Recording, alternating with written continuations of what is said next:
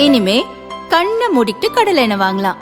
ஏன்னா மந்த்ரா கடலை எண்ணெய் இதயத்தின் தயாரிப்பு. வறுக்க பொரிக்க ஏன் எல்லா சமையலுக்கும் மந்த்ரா தான். மந்த்ரா கடலை எண்ணெய், அபார ருசி, ஆரோக்கியமான உடல் நலம்.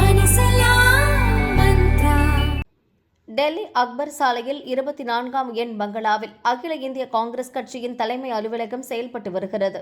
1978ஆம் ஆண்டு முதல் இந்த முகவரியில் காங்கிரஸ் கட்சியின் அலுவலகம் இயங்கி வருகிறது. 1978 காலகட்டத்தில் காங்கிரஸ் கட்சி இரண்டாக பிளவுபட்டிருந்த நேரத்தில் இந்திரா தலைமையிலான காங்கிரசுக்கு ஒரு அலுவலகம் தேவைப்பட்டது.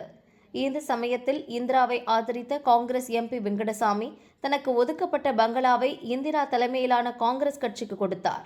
இந்திராவை தொடர்ந்து பிரதமராக இருந்த ராஜீவ் நரசிம்மராவ் மன்மோகன் சிங் ஆட்சி காலத்திலும் காங்கிரஸ் கட்சியின் தலைமை அலுவலகமாகவே அது தொடர்ந்து வந்தது.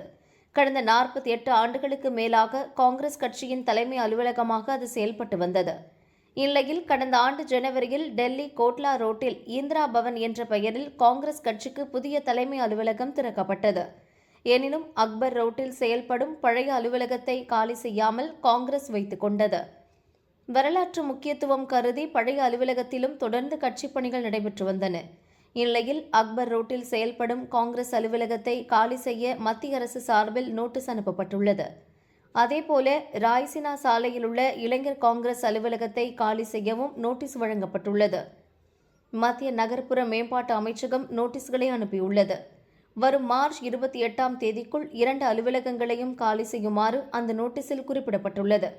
இந்த நடவடிக்கை சட்டவிரோதமானது, அரசியல் உள்நோக்கம் கொண்டது என காங்கிரஸ் எம்பியும் மூத்த வழக்கறிஞருமான அபிஷேக் மனு சிங்வி தெரிவித்தார்.